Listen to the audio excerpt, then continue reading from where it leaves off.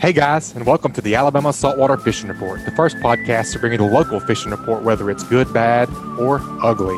Joe, this week's show is brought to us by the Alabama Deep Sea Fishing Rodeo, July 19th through the 21st, and the Roy Martin Young Anglers Tournament, July 13th. The Rodeo Open competition is $50 per angler, and there are additional jackpot competitions for big game, king mackerel, red snapper, and speckled trout. Tickets are available online at fishingchaos.com and at the following retail outlets: Academy Sports and Outdoors in Foley, Mobile, and West Mobile; Blue Water Ship Stores; Greer's Market in Foul River; Howell and Associates Insurance; J&M Tackle; Quint's Hardware and Sporting Goods; Pronto Pond in Theodore; and Tackle This, Shoot That. How we doing today, man? Man, I'm going to try to, believe it or not, I'm going to try not to talk that much today. Yeah, sound like you're a little under the weather. I think I got the black lung. Got the black lung, Pop. It's tough. It's tough. I don't know what I got. I've been fighting it for a couple of weeks now. I know the feeling, man. I thought I was going to die on Friday night. I had a pleuritic episode. Pleurisy? Pleuritic? Is that how they call it? I don't know. I hope you never have to find out. Not a good thing, but maybe a little salt in the air will cure things up for me. We're going to be over at the Flora, Bama fishing rodeo this weekend. I'm excited about that. Me too, buddy. Sun. It's going to be a little warm. Hey, it's almost summer. It is. I agree. It definitely feels like summer outside. What was it? Is it the Cajun Canyons Classic in Venice this weekend? I was watching the Breathe Easy did a live black smoke blast off, and I tell you what, man, it got me a little tingly. I was getting fired up. I miss fishing those tournaments sometimes. Little competition is it's good for the soul for sure. It is, man. All that money just blows my mind. Those shotgun shootouts and those big $6, $10, $15 million yachts doing 35, 40 knots is just really nothing like it, to be honest with you. It is crazy for sure. Well, I'll tell you what else gives me the tinglies.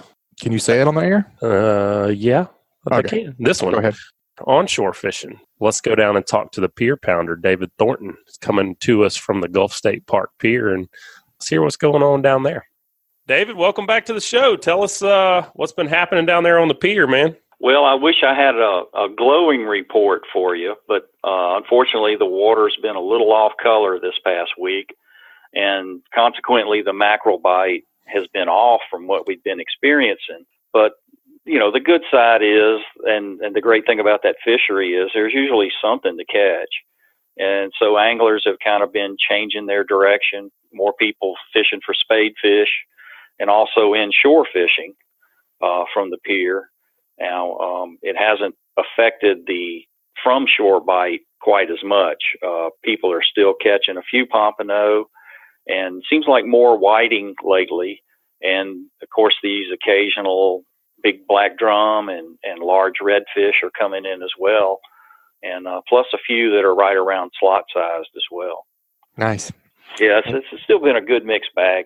And of course, thrown in all that, you know, we usually just talk about the grocery fish for the most part, right. But the ladyfish are around in relative abundance. There's just a huge crop of little snapper bluefish around the pier. And I've been hearing, you know, talking to some people that are asking why they're being cut off in the surf. And that's why it's these little bluefish that are about 8 or 10 inches long, and they're trying to grow up as quick as they can, and they're eating anything they can get their little mouths on. For sure. They got some sharp teeth. That they do, yeah. David, you mentioned the inshore bite being a little better on the pier. Tell me what you mean by that. Well, you know, a lot of people concentrate on speckled trout this time of year, and usually it's centered around daylight fishing. Sometimes when the water's really calm and clear, it might even be sight fishing specifically for those trout.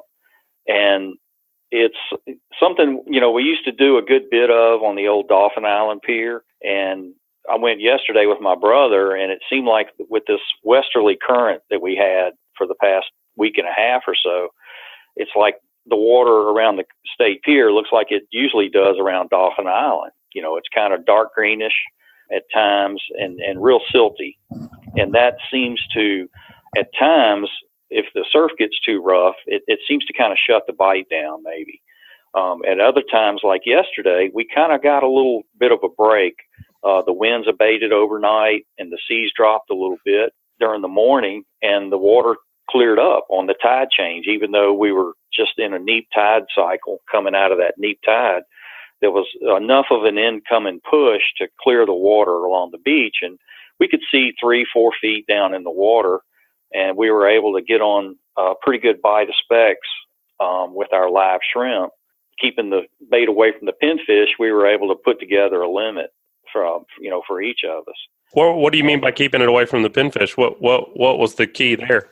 The key was free lining the shrimp. If you put any kind of weight, even a BB split shot, that shrimp would sink below the line of visibility, and the pinfish would be all over it. They're like a cloud of piranhas devouring that shrimp in a heartbeat.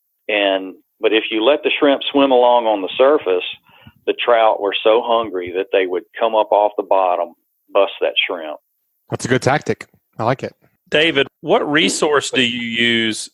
One of the things I've always struggled with, like if I'm looking at the tide or if I'm looking at water temperature or I'm trying to get an idea of water clarity or salinity, I may be looking at a tide chart and it may be giving me a reading for Dauphin Island, but I'm going out of Foul River. It's going to be a little bit different everywhere. What do you like to use for the pier? I'll use the tide tables, but I also like to look at the sites from NOAA, and it's COOPS, co-ops, where they're monitoring the water levels constantly, and it shows the difference between the predicted the predicted tidal heights and the actual recorded water elevation.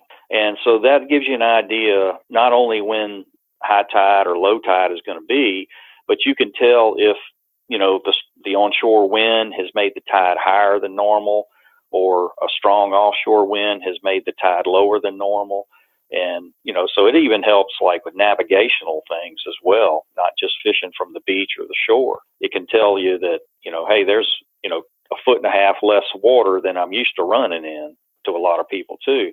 And a lot of that tidal information is also available through a site that Dauphin Island Sea Lab maintains that's related to the Mobile Bay Estuary program, they call My Mobile Bay.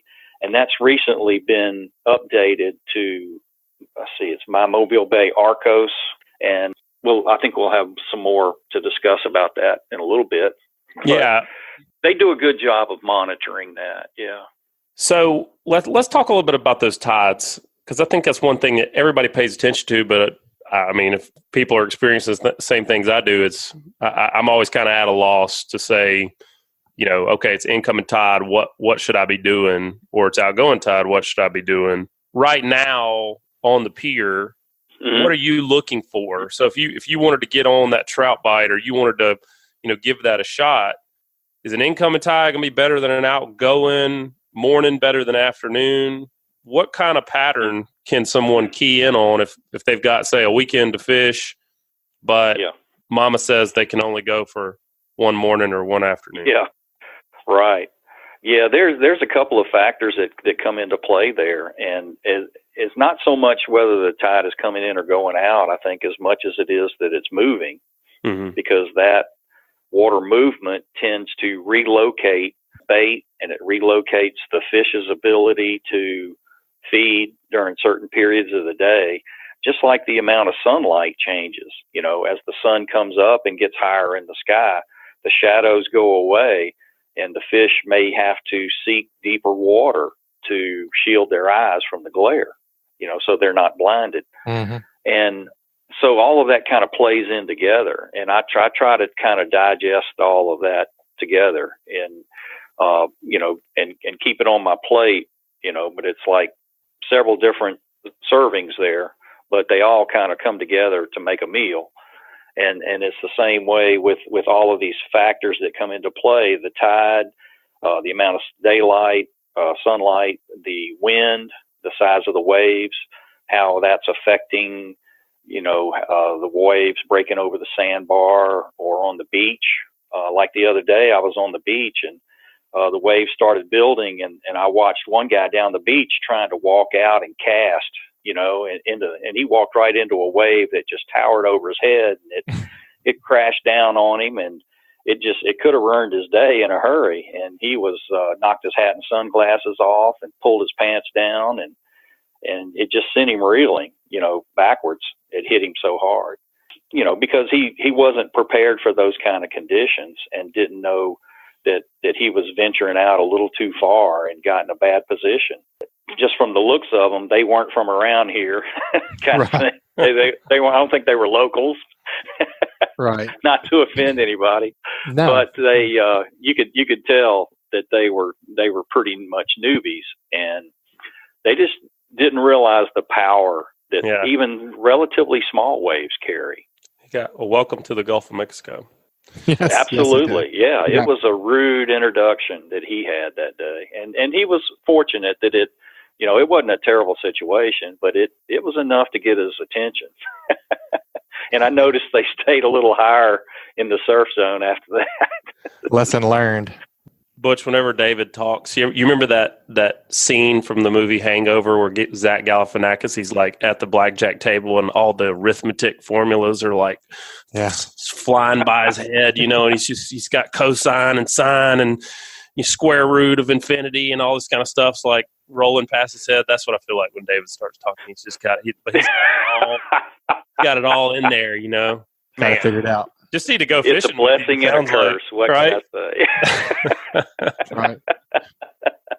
Well, David, as always, we have got to get an onshore tip from you. Before we get there, though, one of the things I've really been surprised by in the second season of the Alabama Saltwater Fishing Report is really the sense of community that I feel here. I really feel like I can open up to the people that listen to this podcast and, share some things that I've been challenged with, whether it's fishing related or not. So, I got something I feel like I just need to get off my chest. And I've been suffering from dock dysfunction, guys. It's embarrassing, but the reality is that I've just gotten used to the dirty wood on my fish cleaning table and the heat of the sun baking my skin. I had completely lost my fish cleaning drive, if you know what I mean.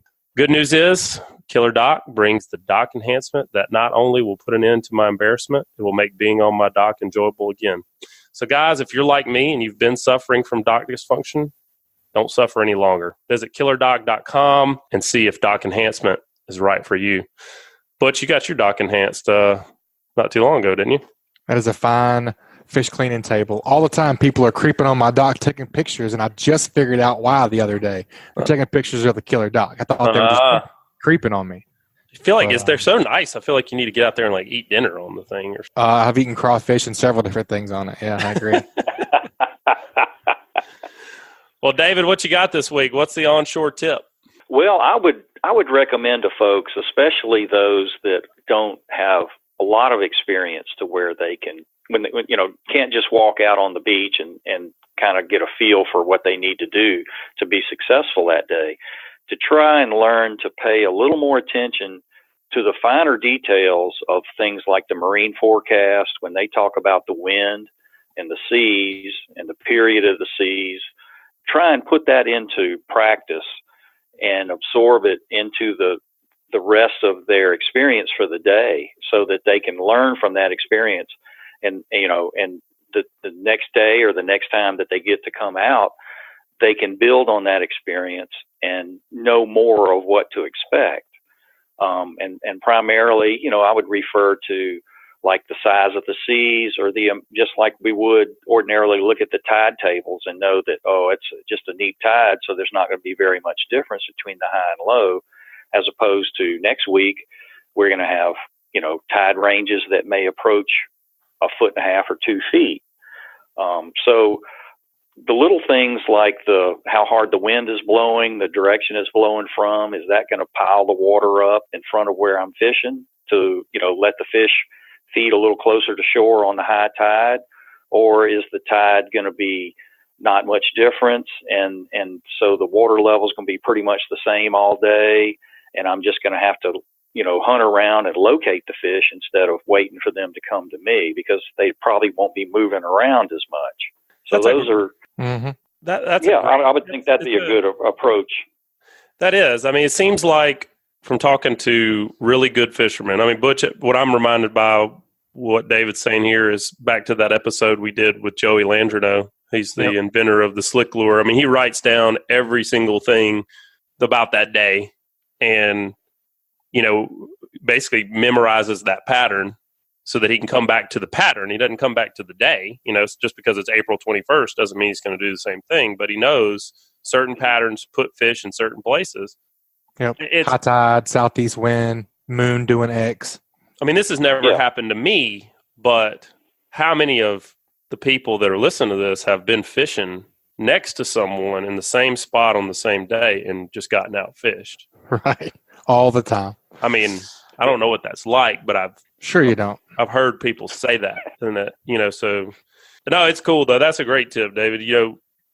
Some of those resources that you talked about, and then, but also use them, not just for that day, but in the future, and come back to, how do you keep it all together? Do you just have a mind that allows you to remember, or do you write it down, or?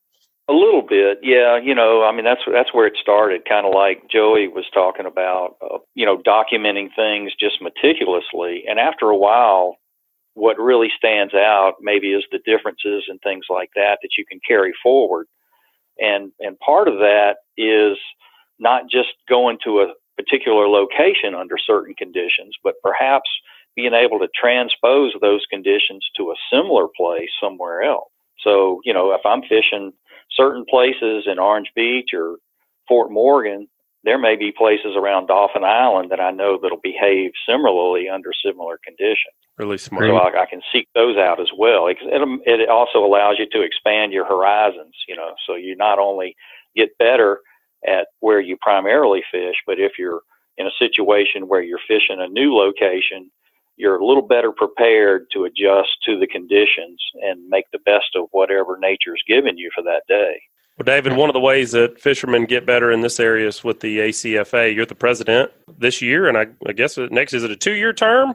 When do you get? Well, it's really year to year, but most presidents serve for 2 years. So you're the president of the ACFA. Y'all put on a monthly meeting, and you usually you always have speakers that go in depth on a lot of the same type of content that we produce here with the podcast. So you got one of those coming up, right? Tell us about it. Yes. Thursday, June the 6th will be our next ACFA meeting, and that's at Moe's Original Barbecue on Spring Hill Avenue in downtown Mobile. And the meeting starts at 6:30, and our first speaker will be Crystal Hightower from the Dauphin Island Sea Lab, and she'll be talking to us about some of the tagging programs and such that they've been having going on. And that's one thing that a lot of club members have had a lot of interest in, is the tagging programs and how that's helped, everybody understand the fishery better, how it works, and where the fish are, be more successful as well.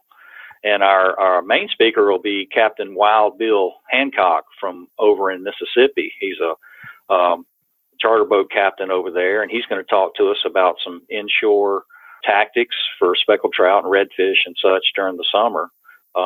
We're quickly moving into a summer-like pattern, even though it's, the end of May right now. It's more like June, and we're seeing that in the water temperature and the way the fish are behaving and stuff like that more and more. Very cool. Awesome. Well, folks, if you're not a member of the ACFA, you can join right there at the meeting. So y'all get on down to Moe's next Thursday. David, thanks again. We always enjoy having you on and trying to pick that brain of yours apart. We sure do appreciate it. Hope you have some good luck coming up. Well, I appreciate it. Yeah, it's always great to be a part of it, and really always enjoy talking to you guys. All right, David, Thanks, we'll talk to you soon. Okay, thanks. Always a good report, Butch, from David Thornton. I like to hear what's going on the pier. Let's completely switch gears. Let's hear what's going on way offshore, blue water. We do have the red snapper season opening up this weekend. I would imagine it's going to be a slam dunk for most people. They're not too hard to find. But let's talk to Angelo DiPaola in Orange Beach. Angelo, how's it been going, man? How'd the tournament go last week? Man, tournament went great. 3 big blue marlin weighed in, nice tunas, nice dolphin. I mean, kind of what you'd expect for this time of year. So it's in full swing. Annie Girl showed out, looked like. Man, Annie Girl had a hell of a weekend. I had a 699-pound blue marlin. That fish it lost a little blood on the dock. that fish for all intents and purposes was a 700-pound fish. They had first place blue marlin. They had first place wahoo with an 89-pound fish. And I don't remember the exact weight of their dolphin, but I think it was like 36 pounds, 32, 36 in third place. They had a heck of a weekend. And I think it kind of goes to show you, like, a lot of people think that the live bait guys have this big advantage in this tournament. Man, sometimes it's just about having baits in the water and being located at the right place at the right time. And they sure proved that this past weekend. They caught that fish strolling, right? Yep. Awesome. Did you hear what the setup was? I did not hear what the lure was. I know there are 5 lines kind of crew though. Mm-hmm. 2 riggers, 2 flats, and a center. That's a heck of a trip. That's what we call a slam dunk right there. Yeah, I mean, trip of a lifetime. I mean, heck, that fish is a fish. Blue marlin that size is a fish of a lifetime. Absolutely. Wahoo that size is a fish of a lifetime. I mean, when you get 2 fish of a lifetime on one trip, you've had a hell of a trip.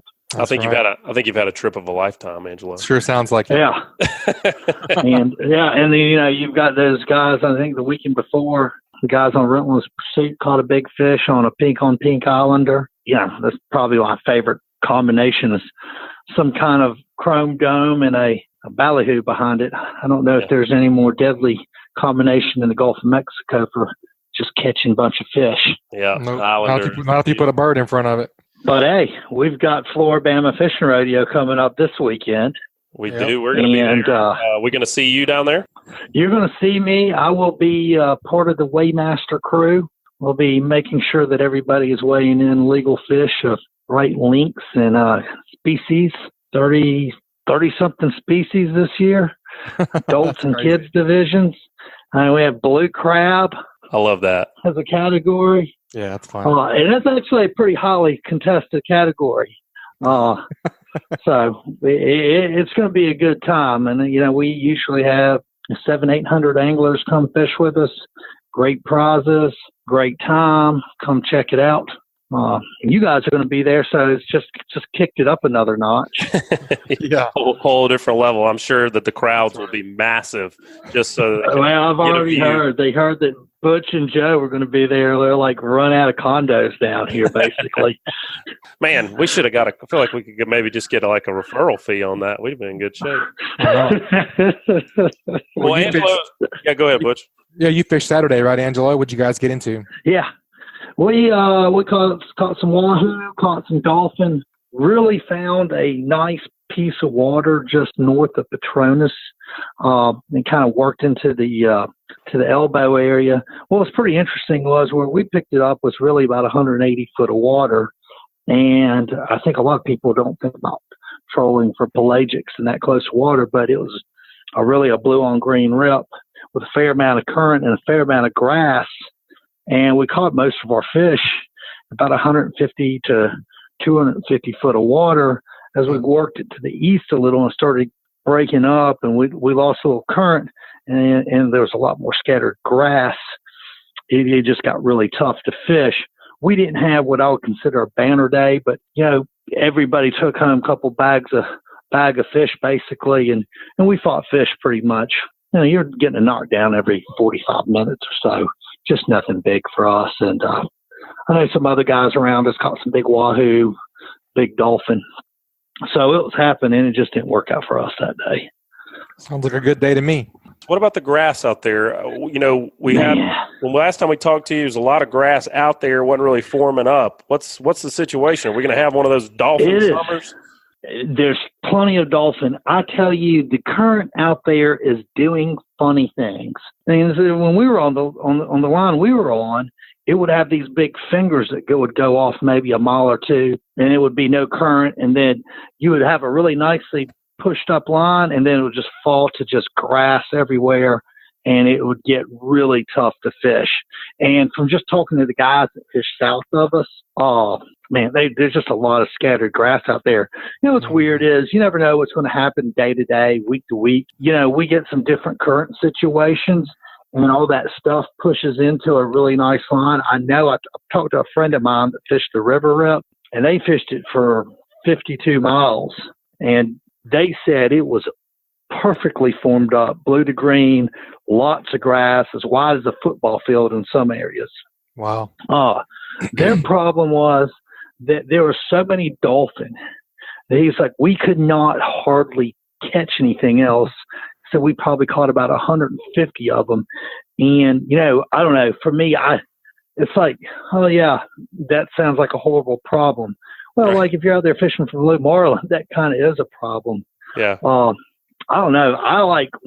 I've noticed when we've gotten into that situation, we only put out 2 baits with hooks, and then everything else is a teaser. And those 2 baits are big. It just, if you're hooking a dolphin every 5 minutes, man, you burn through some valley. It's about like fishing in grass. Yeah. It just gets to be annoying. Yeah. Angela, you mentioned the Petronius, and when I think Petronius, I think swordfish, just because that was the place that I caught my first ever swordfish. What about the swordfish bite? I hear we've been some really good reports. It has been red hot for the guys that are out there fishing for them. I know Chris Bechet at Sam's went out and went 4 for 4 on them.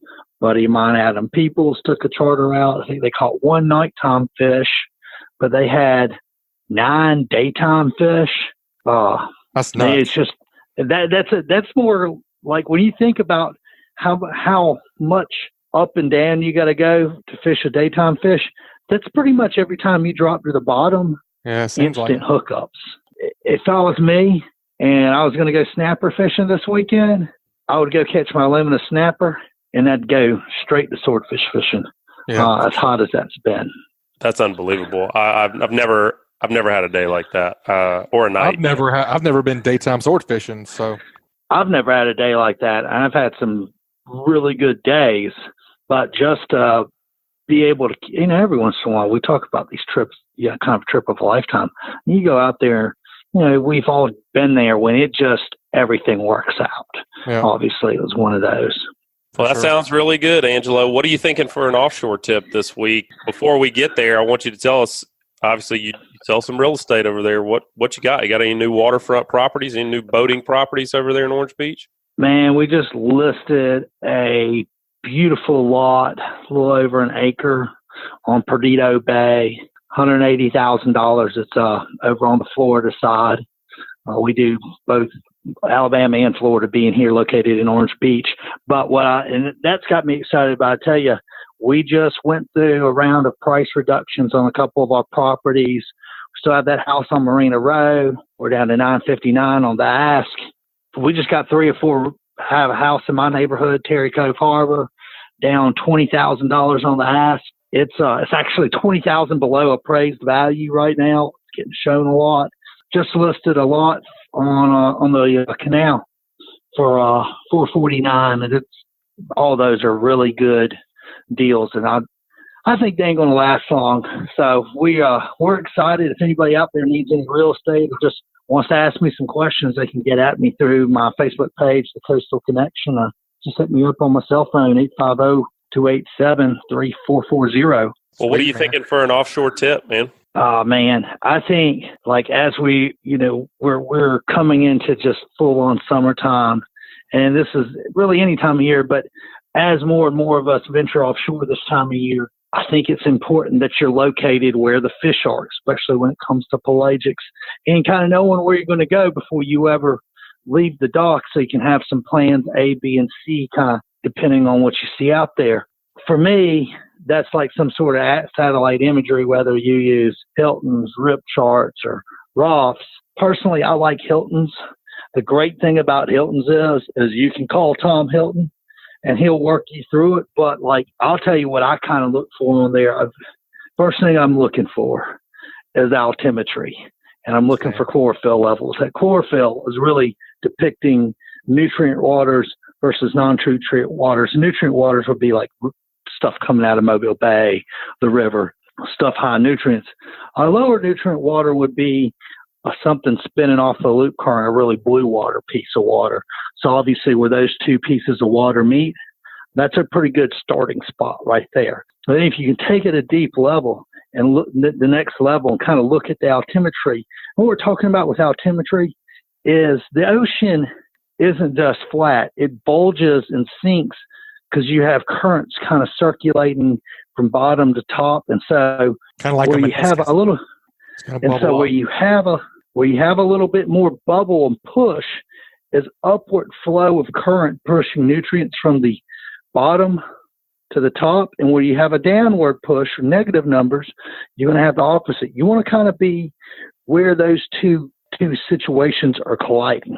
You don't want to be too much in if you're way in a downward push, that ain't going to be a good push. You want to be the lower that altimetry number, especially around -10, -20. Like you go talk to people that really track that.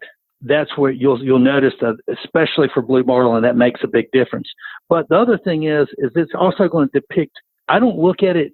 That's where I'm looking for like fishing rips and maybe open water or contour changes. But as you kind of get out into the rigs, doesn't play as big of a role there, because what happens is before we had rigs out here, water would move back and forth and the fish would follow that. So when they started putting these deep water rigs out there, now you had actually sources of food. So that, a piece of water might have pushed through and brought some fish onto that rig. But even though it's gone past it, the rig's just sitting out in the middle of blue water, altimetry doesn't play as much of as a factor in there. Like, it went through about 2 days ago. Chances are if there was a blue marlin, some big tuna on that rip that pushed through, there's a good chance they're still out on that rig. And that just comes from lots of fishing and talking to lots of people. And it comes a lot from talking to Tom Hilton. I just feel like with his product, it lets you backtrack into the history of what's been going on. Because what happens a lot of times is this: you leave, wherever you leave from, and you have that report. It's usually a satellite shot from the day before. Well, that's great, but that water can move 20, 30, 40 miles in the course of 12, 24 hours. So while it might have been in one place when you left the dock, good chance it's going to be in another place when you get to where you're going.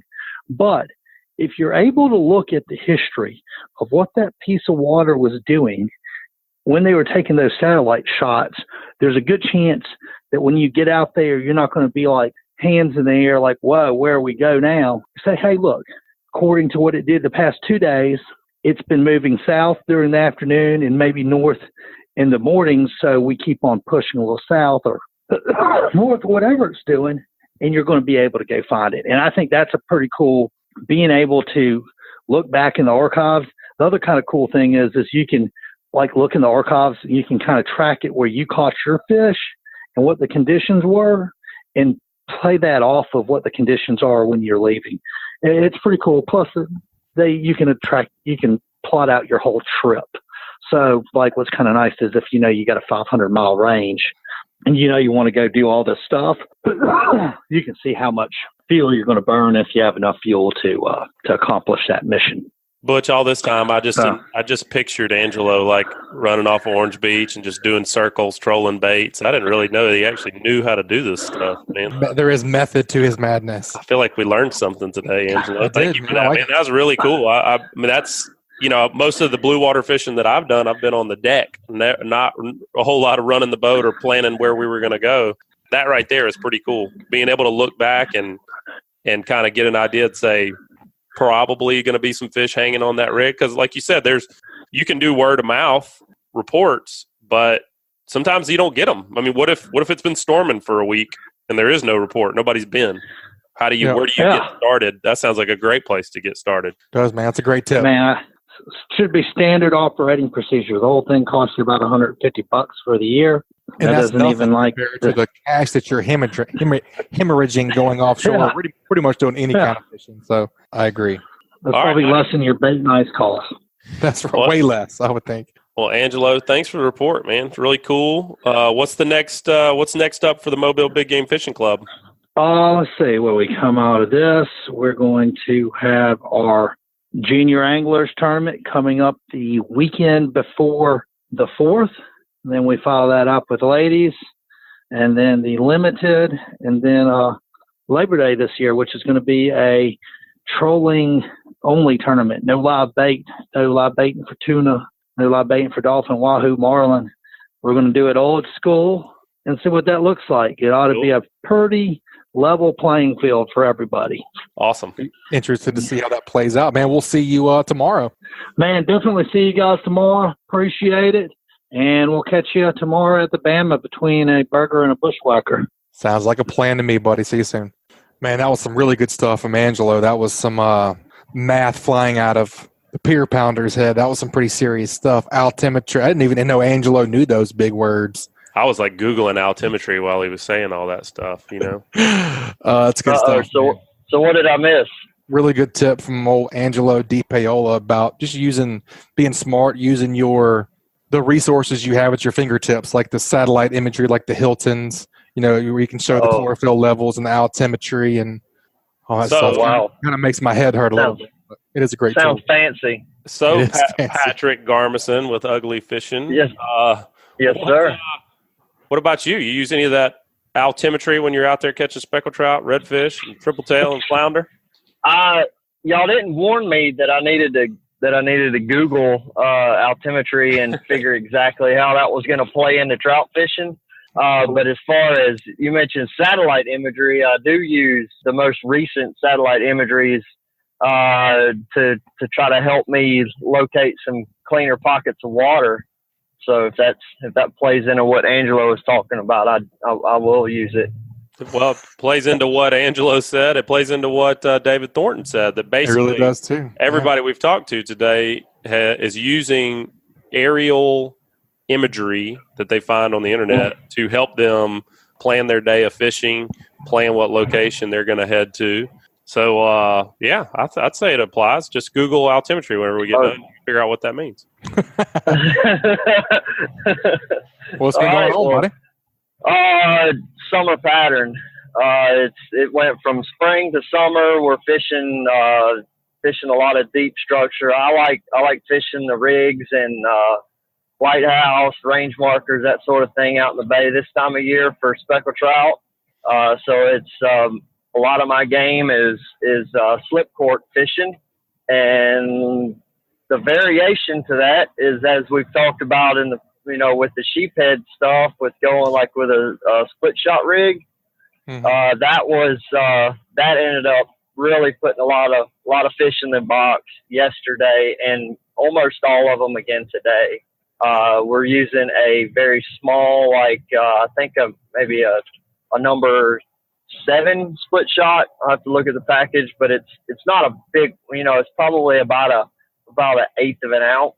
And that with a kale hook, circle hook, treble hook, whatever your favorite type of hook is, throw that baby up current and just close the bail and let that shrimp sink slowly through the water column. And the bites are coming anywhere from as soon as the shrimp hits the water to after it's been in the water long enough to probably sink all the way to the bottom. What do you attribute that to? Why are those fish? I mean, well, let me back up. When you're saying you're getting bites from the top of the water column to the bottom, how deep of water? These are structures that are ranging anywhere from 12 feet deep to 18 feet deep. So what do you? And I mean, and it's fish changing elevation. Right now, it's a super light tidal movement. In my opinion, if you're not prepared to throw a split shot rig alongside a slip cork rig, you're missing out on some bites. You're going to leave some fish. I mean, we can watch somebody slip cork an area, pick up and leave, and I can just move right into the same exact area they were and pick up a fish or two, or maybe even get a really good bite going, all on the split shot rig. And it's just because they're not throwing it. They were stuck with the slip cork set at a certain depth. And when you're dealing with light tide, that bait is just hanging there underneath your cork. So it's completely vertical and just sitting there, and it's not moving enough. So you're getting a lot more movement out of your shrimp from the time it hits the water while it's slowly sinking all the way through the water column. And we are horn hooking our shrimp, so that way that weight, that split shot, is pulling that shrimp down nose first. And I don't know if anybody's ever drop the shrimp overboard. If it's a white shrimp, a lot of times he'll swim right on top. But most other shrimp, when they hit the water, the first thing they do is turn their nose down and start swimming out of sight. And that's exactly what we're trying to mimic.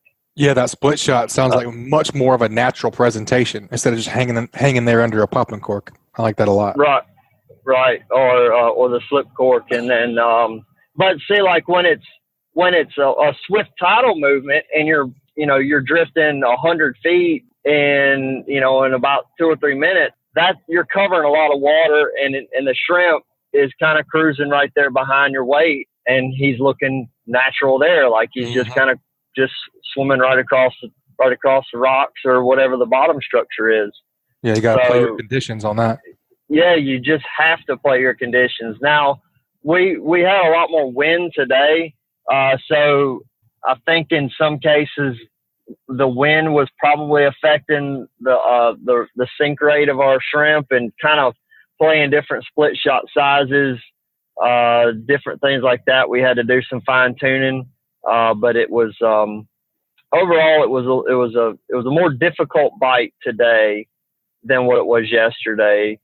With the very similar conditions, we had very light tidal movement yesterday, but we did have a little bit less wind. So I don't know if the extra wind had anything to do with it, but overall it was a much more of a struggle bite today, just far fewer bites. So Patrick, when you talk about a summer pattern, I immediately start to think this is kind of that time of year where you're spot fishing. You're going to structure.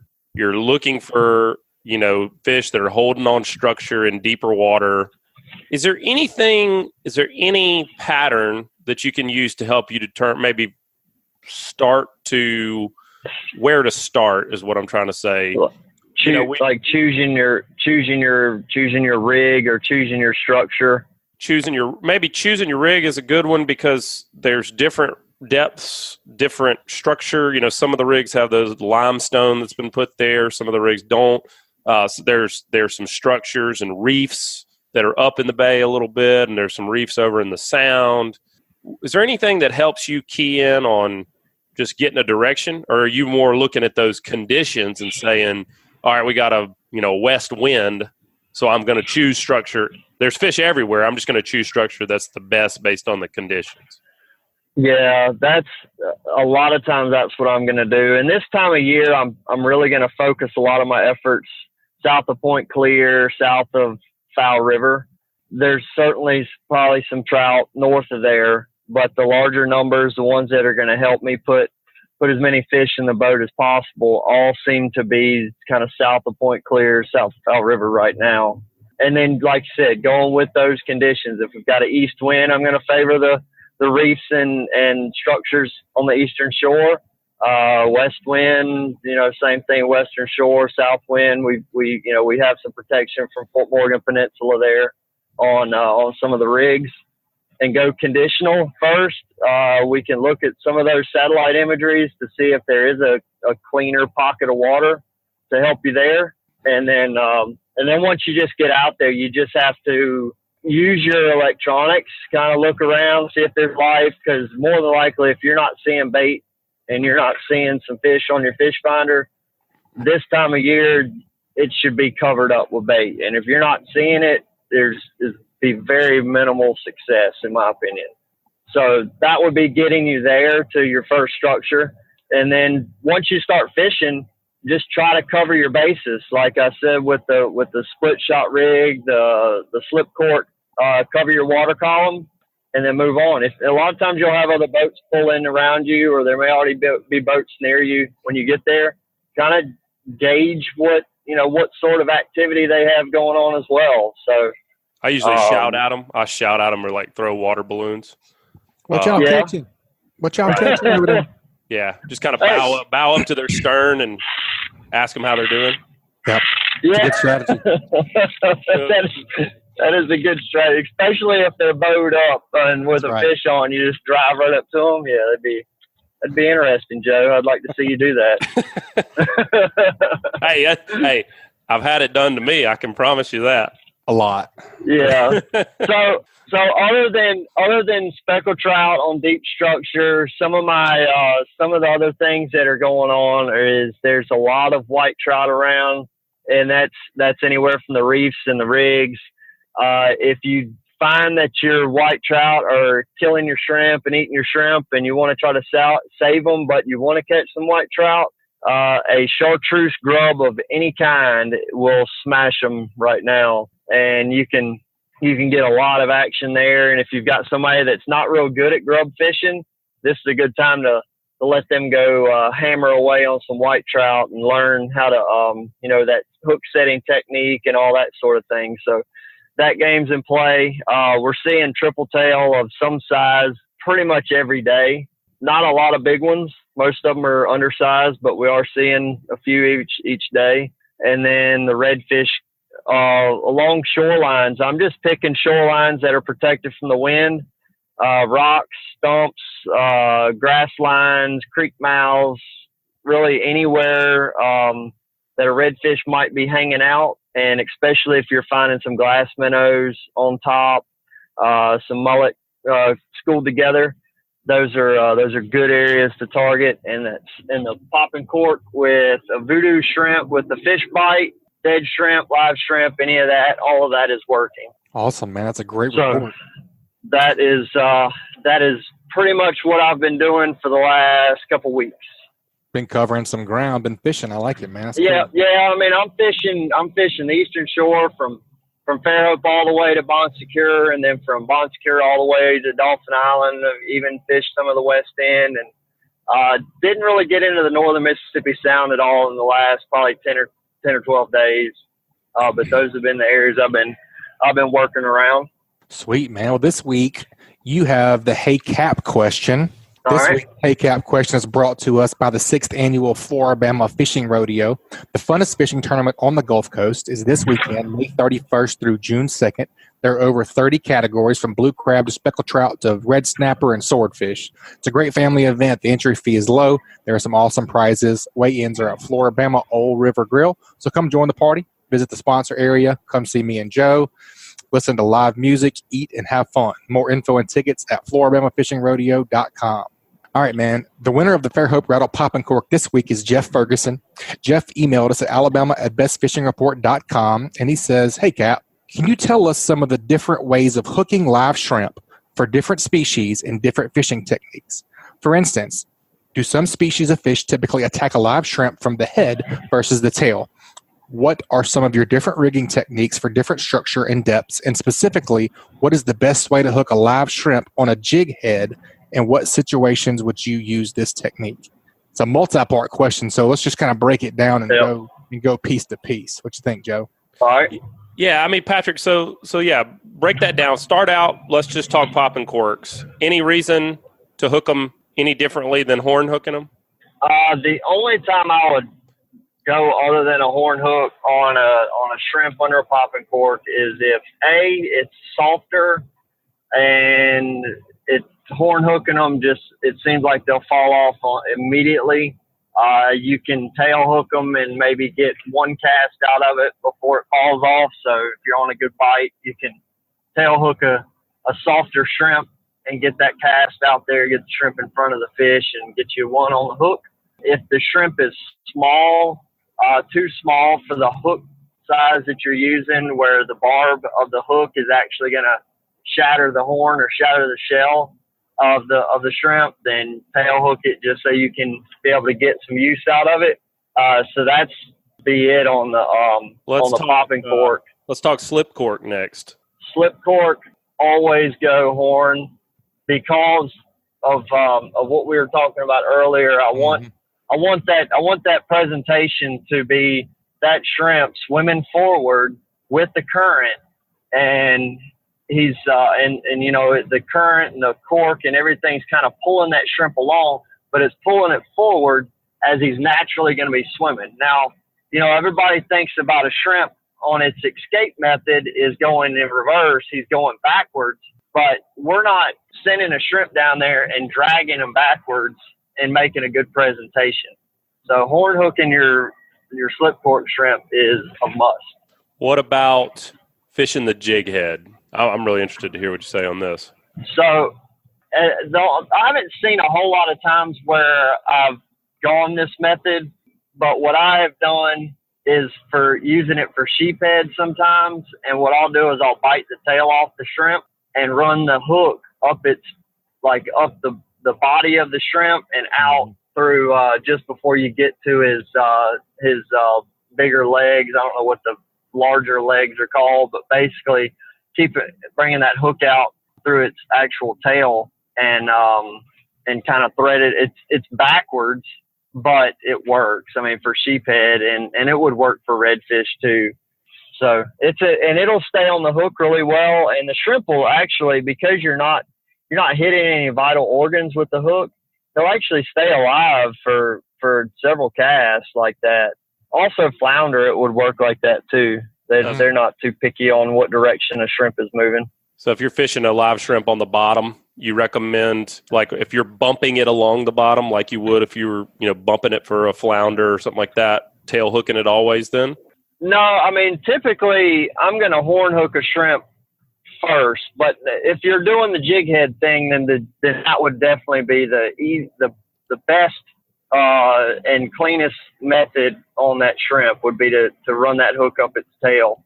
And it works out for sure. All right. What about you mentioned earlier the split shot rig? You're horn hooking them. You mentioned that. What about a free line? Mm-hmm. You do anything different with a free line?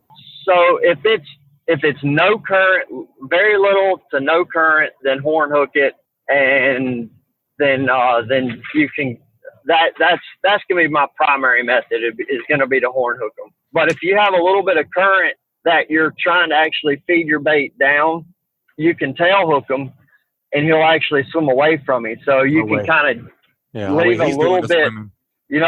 So you give it a little bit of slack and let that shrimp do his own swimming, and then you can tighten it up and pull him backwards a little bit, and it'll cause them to want to swim away from you again. So that you could utilize either technique there. All right, you're not going to get out of here without me asking about triple tail. What do you do when you see a triple tail? If I see a triple tail, when I see him, I'm breaking out the popping cork, and I'm going to tail hook that shrimp near that very last segment before the tail. It's a little bit harder shell right there and a lot harder to sling off the hook. So that's the only thing I'm worried about is getting nervous and my guys going up there and slinging the shrimp off the hook when we got the perfect shot at the triple tail. So nothing worse than firing a bait off. That's my method there, is just the best, most effective way to keep that shrimp on the hook. Well, a favorite point of contention whenever I'm triple tail fishing with my dad is how to hook the shrimp. So all right, since I believe my way is the best way, I'm gonna interject here. We like to fish triple tail on slip corks. You're fishing a lot of structure, and those fish are submerged. You don't see them a lot of the time, and you need to get very close to that structure. Most fishermen tend to think like with speckled trout or something like that, as long as I'm fairly close to that structure, that fish will swim out there and eat it. And sometimes they will, but the majority of the time, you've got to get that bait right on that buoy chain, that piling, that channel marker.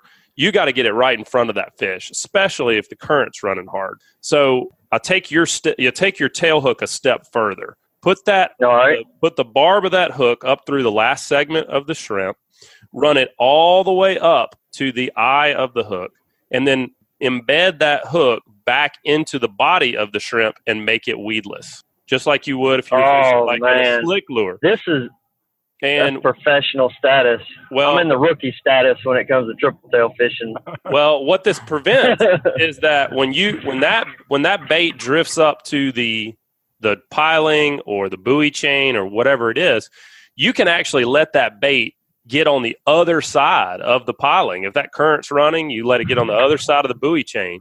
And when you go and try to pull that cork and pull that bait away from that buoy, it'll just, if you don't wait too long and let it get away on the other side, you can actually pull that bait around the buoy chain or around the piling, and it won't hook onto the piling.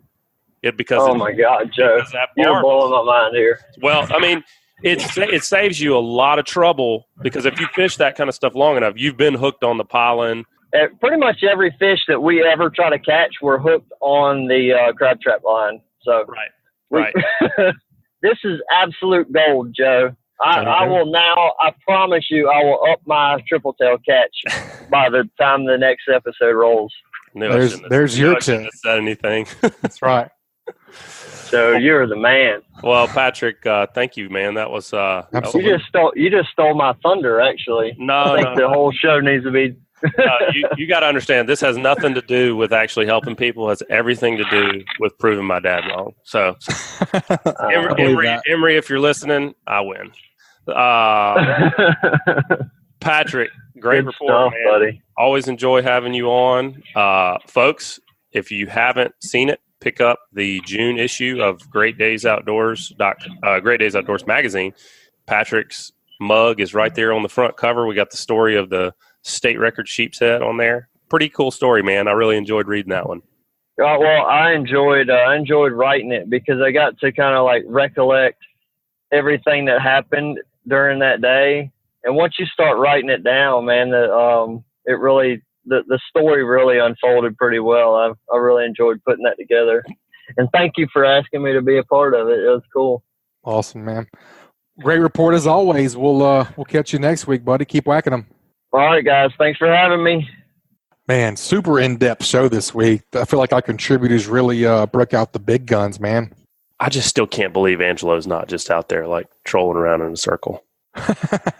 Just really felt like that. Maybe he's fooling us. I don't know. I don't think so. I think he Googled altimetry right before the show. He's like, I got this today. Watch this. Hey, that's okay. I'm okay with that. It's applicable. It's applicable and it's useful. So more power to him. Speaking of the in-depth, yeah. What'd you learn today, buddy? Man, I think it's a no-brainer this week. Pretty much every one of our guys talked about how useful it is to use the tools that you have at your fingertips. I really liked Angelo's stuff on Hilton's.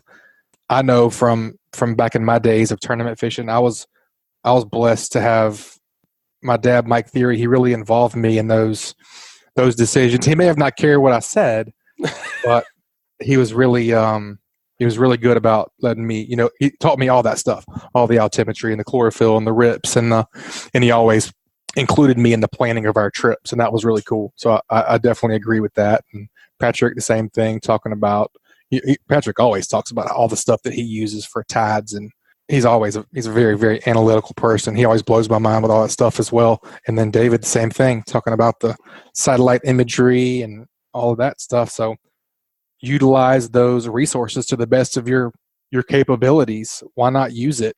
Yeah, the professional guys use them. They don't go out there and cast a line and just hope for the best. There's a lot of research and planning that goes into it. It's a fact. I think we should change David's name from Pier Pounder to like Rain Man or something. He's got it all in there. Just take a little bit out every time. Be in good shape. But that's what I saw. That was the theme of the show, man. Mm-hmm. Every really good fisherman that we've talked to, without fail, they all have different techniques. They all have different styles. They all fish for different things, not just today, but really across the board. You talk to a guy that consistently puts fish in the boat. He pays attention to the good days and the bad days, and not just what spots he caught them, but the conditions, all the conditions. Yep. And he uses that to his advantage when he's setting up another trip. And that's the other thing I like about these guides that we talk to is these guys are out there every single day, just about. And, you would think it's like, oh, well, I caught fish yesterday. I'll go where I went yesterday. They're not doing that. They're taking the time to sit down, use the technology, look at the conditions, and they're not scared to be fishing one area and catch fish one day and then go to a completely different region the next day because the conditions change and they just trust what they know. I'm not that way. If I caught fish there yesterday, guess where I'm going? For sure. The next day. Yep. So, really cool stuff, man. All right, wrap her up. All right, folks. That's going to wrap up the show this week. Another great Alabama saltwater fishing report. You guys subscribe, rate, and review wherever you listen to podcasts. And if you'd like us to email you the podcast, just head over to greatdaysoutdoors.com/ASFR, and we'll send you the new show each week. You guys have a great weekend. Be safe. It's opening a snapper season. Going to be a lot of folks on the water. You guys make sure to mind your P's and Q's and use your etiquette. Right, Joe? Safety first. That's right. That's right. Take your time. To ruin a good day on the water.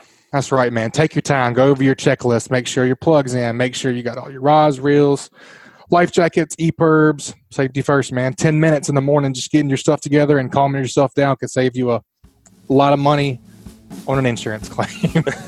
Lay off the sauce. That's right. And be careful. That's right. No drinking and driving for sure. All right, folks. We'll see y'all next week. Keep whacking them. This week's Alabama Saltwater Fishing Report is brought to you by the Alabama Marine Resources Division. They remind all recreational anglers one snapper check vessel report is to be submitted before red snapper are landed in Alabama. For more information about snapper check, please visit outdooralabama.com. Also brought to you by Coastal Conservation Association of Alabama. Check them out at CCAAlabama.org. Also brought to you by Geico. Call Ron Davis, Geico agent at 251-445-0053 or visit him online at geico.com/mobile-al. Also, Ugly Fishing Charters with Captain Patrick Garmison. You can check us out at uglyfishing.com or call us at 251-747-1554. This week's Alabama Saltwater Fishing Report was brought to you by me, Joe Baya, and National Land Realty. If I can help you in any way with the purchase or sale of land in Alabama or Florida, whether it's timberland, farmland, recreational land like hunting land, or even agricultural land or ranch land like horse farm, drop me a message at jbaya@nationalland.com. That's JBAYA@nationalland.com.